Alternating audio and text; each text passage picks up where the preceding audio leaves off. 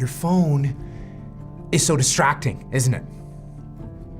Your phone distracts you all day long. It's just a huge distraction. Well, you know what? We don't want to blame your phone. I guess it's the apps in your phone. These apps are so distracting. The games and the news feeds and the social media. All of them. I know some people that waste hours playing little games on their phone. Games that are built and designed to release dopamine and keep you playing. And the games and the engineers, that's their focus. I fell in love with an essay by Strangest Loop, and it is a list of things that are not doing the thing. So here is a list of things that are not doing the thing. Preparing to do the thing isn't doing the thing. Scheduling time to do the thing isn't doing the thing. Making a to-do list for the thing isn't doing the thing.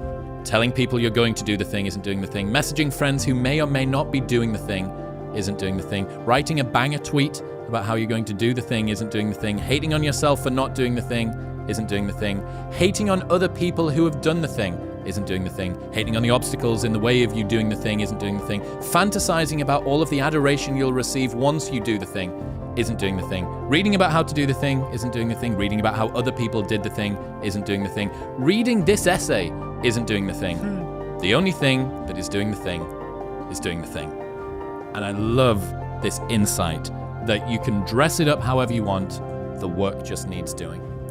So we talk a lot about doing things when we don't feel like doing them, but ultimately it would be nice if we could get to a place where we felt like doing them because we understand what they're going to produce.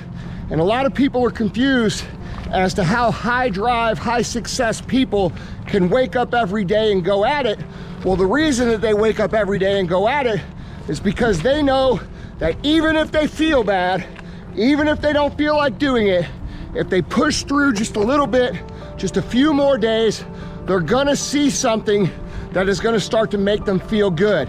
It's gonna give them belief, it's gonna get them motivation, and it's gonna make them feel like doing this is absolutely worth it, and not only worth it, but exciting. You're right, there's a story we tell ourselves about our pressure, which determines how we experience the pressure.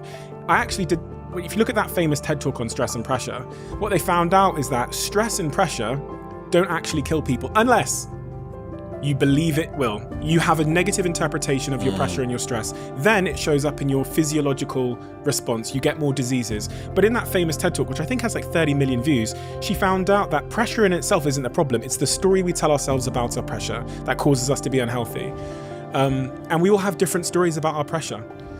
And if your story is that it is X, Y, and Z, it's going to get me kicked out of the tribe, it's going to expose myself for not being good enough. If your story about difficult situations is I'm an imposter versus this is a growth moment, not only are you going to show up worse, you're going to perform worse, and the physiological impact and psychological impact is going to be detrimental.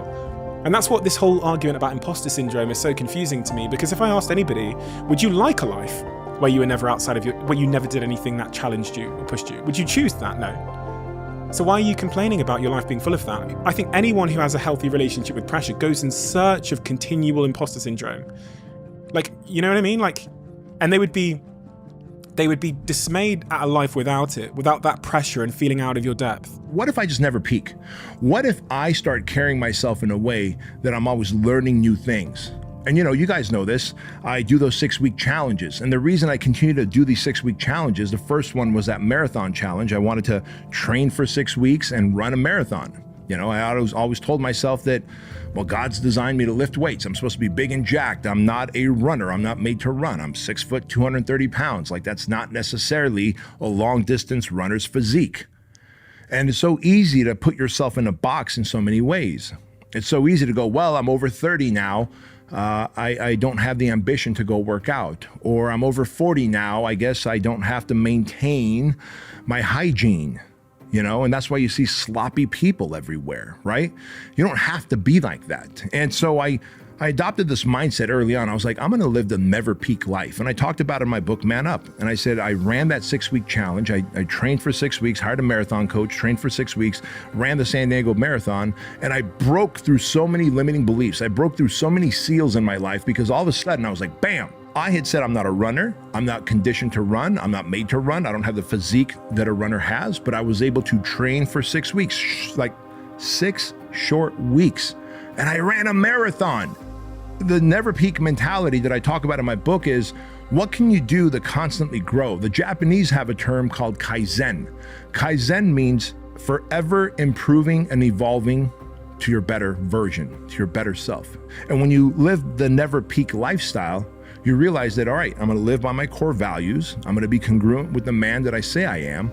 And oh, by the way, I'm going to constantly develop new skills, traits, abilities, etc. Because I don't want to be that guy. I'm currently 49 years old. I don't want to be that guy at 59, 69, 79, 89 to go, yeah, I remember back in my 30s, I could bench this and squat that, but not anymore. Like, all right, I may not be able to fucking rep out 3 plates on a bench. I may not be able to squat out 3 plates on a bench or on a squat rack.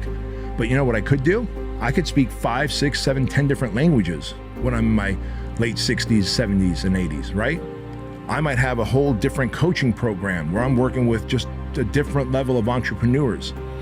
I might be an investor in so many different companies that I've taken equity in and coached them and mentor them, that I might have this mission that's even far greater than the current missions that I'm running with the Squire program, the project, or you know, Shriners Children's Hospital, or Toys for Tots, Compassion International. But I will never peak. That is the attitude. Like, people want to leave, men especially want to leave a legacy behind. It is in our DNA. And so for you to do that, you must have generativity. You must want to lean into becoming the best version of yourself and constantly reinventing yourself and recreating yourself and developing new hobby skills, traits, abilities, so that you are still interesting to people who are younger than you and who want to get motivated, inspired, and want to learn from you. Or the alternative is stagnation. The best of you is behind you. It's all downhill from here. You're entering your 40s and you're just like, I'm a hamster on a wheel, man. I do the same thing over and over again, pay my taxes, barely eke by, nothing really excites me. I have to check my pulse every now and again to see if I'm alive. And I just escape from my reality through alcohol and smoking weed and vape. You know, people are shocked when they're like, wait, you don't smoke weed anymore? Nope. You don't drink anymore? Not even occasionally, not every now and again? Nope. I do nothing that is a vice of escape. Yeah, but don't you want to be in a creative headspace when you smoke a joint? I am in the most creative headspace after a great workout, and I go walking at Ayala Park, and I get that sun on my body, and I'm listening to my favorite music. I got the endorphins and the dopamine going. That is when I grab my notepad here for you guys, and I start writing ideas for my next episode, for my next talk, for my next business, for my next product, for how I want to coach and mentor my family. And when I say that the work comes before the belief, the system to create belief is actually the same system to create motivation. They're very parallel concepts, okay? So think of it like this. You're going to start to create something. You have no motivation, you have no drive, you have no ambition, all right? But you're gonna force it to happen anyway, because that's what bad motherfuckers do, and that's what you are. So you're going to go through day by day by day, doing the work regardless of how you feel like it. And then what's gonna happen is you're gonna see a little bit of a result. And when you see that little bit of result, you're gonna get happy.